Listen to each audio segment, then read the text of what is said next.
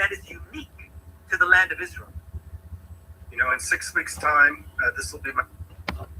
It's happened. We're listening to this. I'm committed that there is something that human beings are unaware of, that when they are aware of it, it would dramatically...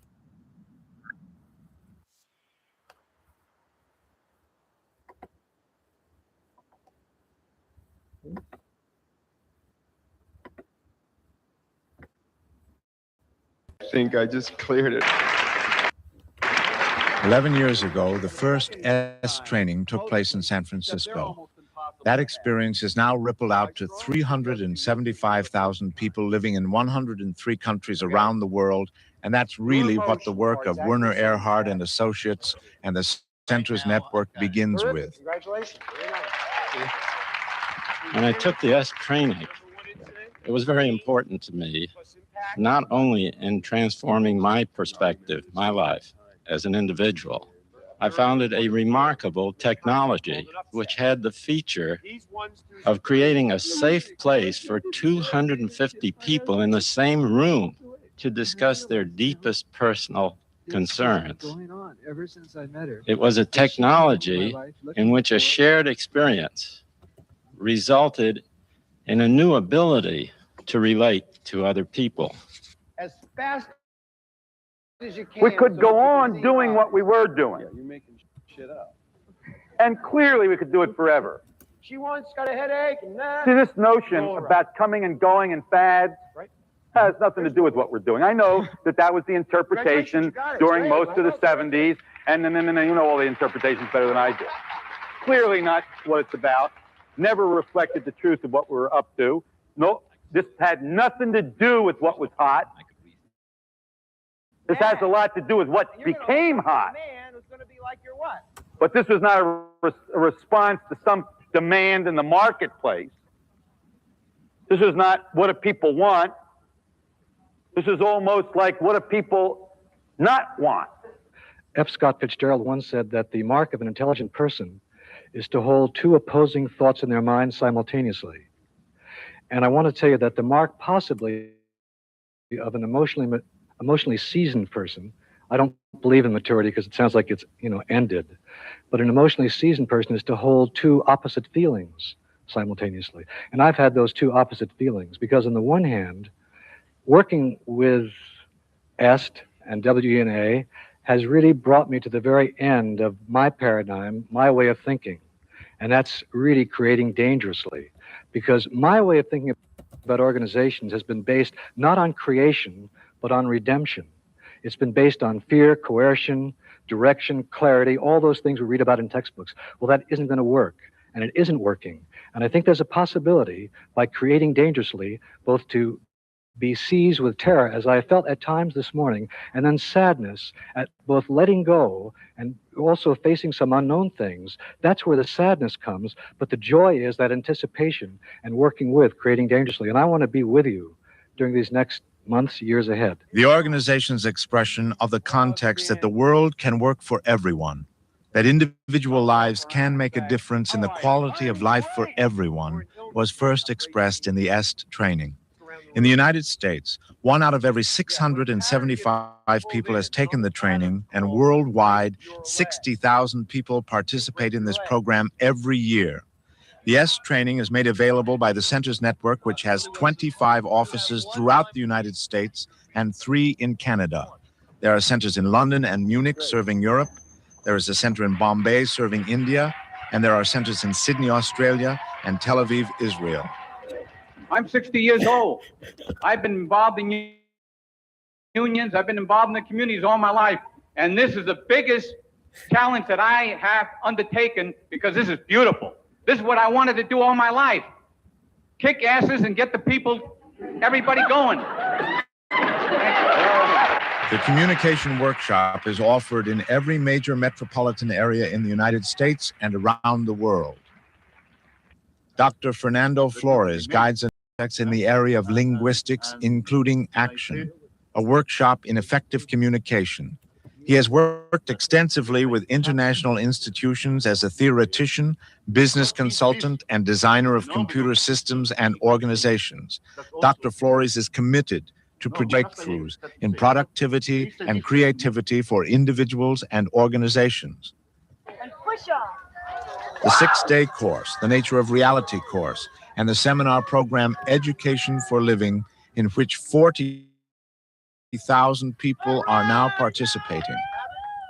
Integral to the work of the Centers Network is the participation of 10,000 volunteers who contribute their time to the production of numerous programs, courses, workshops, and research.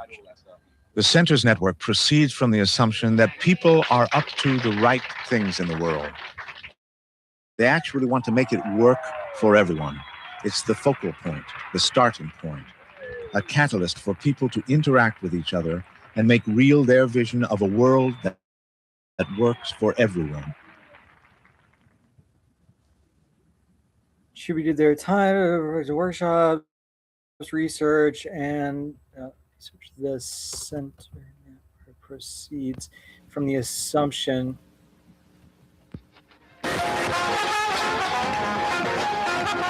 that people are up to the right things. We're back, and in the world, they actually really want to make it work for everyone. It's the focal point, the starting point, a catalyst for people to interact.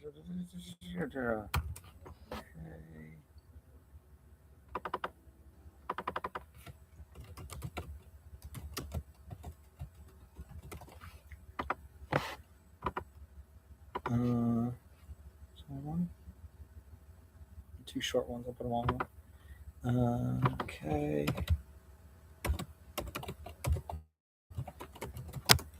Transcribe YouTube. Oh, I thought it was going to give me the. Oh, there we go.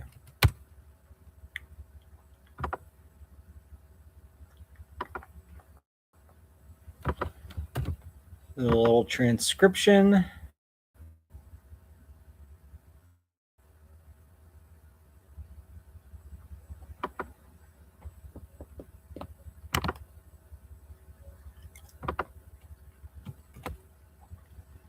So this is when John Denver filled in for Johnny Carson, Tonight Show. Am I getting that right? I'd like to introduce our next guest, who is a personal friend of mine. Werner is the founder of a thing called EST, which is Earhart Seminar Training. And it's an organization that began about 2 years ago in San Francisco and has taught about, or trained, I should say, about 600 people a month in 5 cities around the country. They have about 12,000 graduates, and I should mention that I'm a graduate of EST myself. And I found the time that I spent in this training seminar one of the most exciting and interesting experiences of my life. And I'm very excited to be able to have him here on the show, and it's with great pleasure that I introduce to you a very good friend of mine, Mr. Werner Earhart.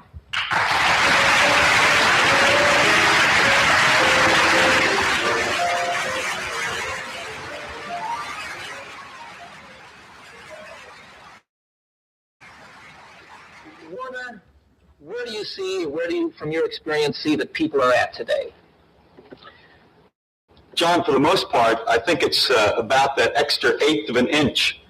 You know, the people that we've trained are, for the most part, getting the things they want out of life. They've gotten all the things, they've gotten the positions, their income is the kind of income they want, and yet they seem to go for the rest of it, that something that goes beyond the symbol to the experience of it, the meaning of it, rather than just the business of it. I think a good example of it is that most people, they go out to buy a new car and they expect to have a good experience. You know, a new car is a great experience. And they expect that when they have a new car, it's going to make them happy. And it does for about 3 days, and then the payments go on for a couple of years after that. And I think that what people are looking for now is the rest of it, you know, what goes on beyond the symbols. Because we don't seem to be able to get enough symbols quite. I understand. Symbols, it seemed to me like things were going very well for me in my life, and yet there still were some things that I was looking for. Life wasn't complete, perhaps it still isn't, but since my participation experience with the training, there's a whole lot more to life to me. And there's a word that you use a great deal in the training that is aliveness. And I'd like you to tell people what aliveness is to you. Well, essentially, it's that sense that all of us have, that thing that keeps us moving anyhow, the notion that there's something there beyond the business of it all, And we've broken it down to 4 words, or really 4 experiences. The first one is happiness, and it's not the thing that happens when you get a new car. It's, I guess, best epitomized by a guy walking down the street smiling about nothing. And as far as love is concerned, it's not that, Plato called that a grave mental disease. And for the most part, if you listen to a lot of songs, it sounds like it may be a grave mental disease. And what we're talking about with love is that thing that allows you to be in touch with what's happening right now. So you're just experiencing what's going on right now, and it's all right just the way it is. It doesn't have to be any different right now. And yet you're open for it to change. And then as far as health is concerned, it's not so much passing the yearly physical. It's a body that gets up at the same time you do instead of 5 hours later. Someone mentioned the George, yes, There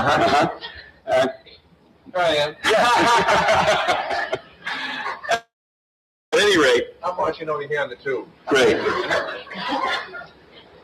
At any rate, this health that we're talking about is a body that gets up when you do it. It doesn't need 5 cups of coffee, or doesn't need 3 martinis to come down at the end of the day, or doesn't need a joint to be high. A body that can experience all of those things when that's what's happening at the moment. And self-expression, that's the toughest one of all to describe, John. It's that thing that lets you know that people have experienced you. It's not so much I did it my way. It's that you've been experienced by other people. You've touched them and they've touched you. And that's how we break aliveness down. I see. In speaking of aliveness and being in touch with yourself, how does that differ from what a lot of people think of as positive thinking and saying, okay, I'm going to wake up, I'm going to feel good, whatever?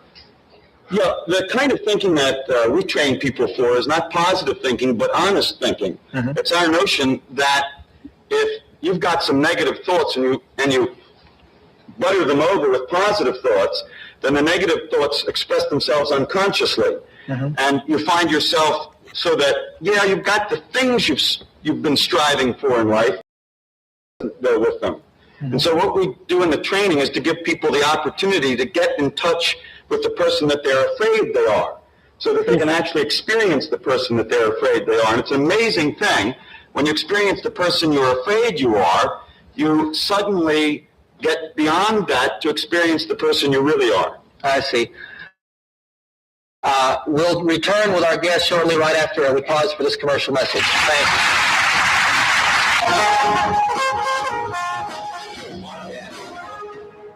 We only have a short time left, Werner, and is there anything that we could do here so that people listening, watching, or people here in the audience could get a sense of what you're trying to say, something that they could try themselves, that they could do themselves to find out for themselves and experience for themselves the things you're talking about and being in touch with yourself? And yes, John, as you know, we're talking in the training about creating space for the things in your life that are kind of hitting on you and things that you'd like to resist. And we want to demonstrate. Yes, what do you mean by creating space? Can you explain that? Yeah, I can. I think the thing we can do best to give the viewers a sense of what I mean by that is to do a demonstration. And if you'll assist me, we can walk up here and do that. Great. Right here, is this all right? Yeah, that's great. I'm going to ask John to be the thing in life that would be hitting on me, and we'll just ask you to hit on me. All right, great. So, yeah, I'm good. Okay. Yeah. So that would be the thing that would be hitting on me, and there are a couple of responses. One of the responses is to avoid what's hitting on you. Another response is to get hit on and play the victim. And then you have another response, and John, I'd like you to really do it this time. And that is to create the space for it. Now, essentially, it looks like I'm walking away or moving away. Maybe we could do that on this side. They can see better over here. No, okay, great. Right. Here. And essentially, all I'm doing is saying, okay, there's that thing there, and I'm going to make space for it. I'm going to accept that it's there. It's like the traffic jam tomorrow morning. Yes. If I can say, okay, there's a traffic jam there, I'm going to let it be there, instead of standing there resisting it, or instead of being the victim of it. Or if I can say, well, yeah, the boss is going to be that way tomorrow, or the people I work with are going to be that way tomorrow. And if I can just let them be that way, oftentimes the things that I felt like I had to resist kind of disappear. Yeah. And then you can even go a step further if you do that in a great big motion and move in close to what it is that you're resisting. Or as a matter of fact, do one more time. You just come and become the source of it. In other words, take full responsibility it disappears altogether. You notice there's no me over there anymore to get hit on. And it really works if you can just kind of take responsibility for what it is that you've been avoiding. I can verify that. I wrote a song about it, as a matter of fact, and what Werner's talking about is taking responsibility for your life and to take responsibility for these things that hit on you. And it's amazing. Oh, it's amazing how it works, and it's just an exciting thing to me. Thank you for being here.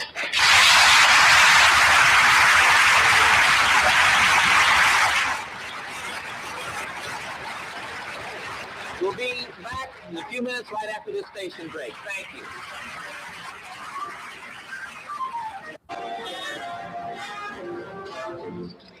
It is amazing to me how fast the time spent here doing this show goes.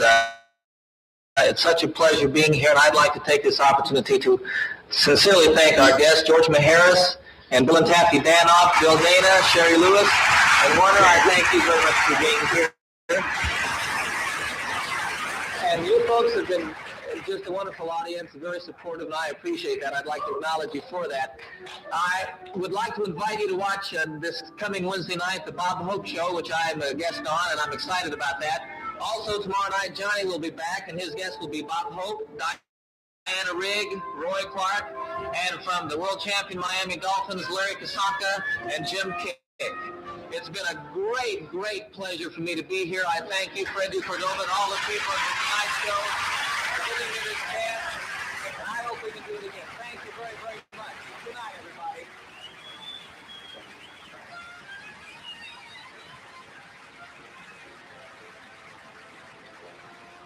This program was pre-recorded.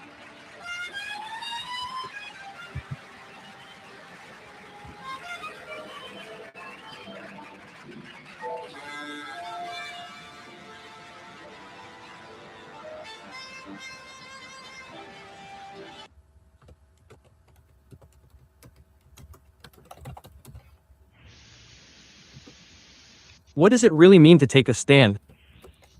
We sometimes think of taking a stand as making a decision for or against something, forming a resolution or choosing aid. But in the talk you're about to hear, Werner Erhard distinguishes taking a stand from any of these.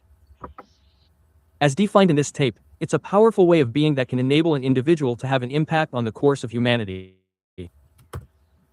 Taking a stand was the subject of a series of talks given in December of 1982 in 9 U.S. cities.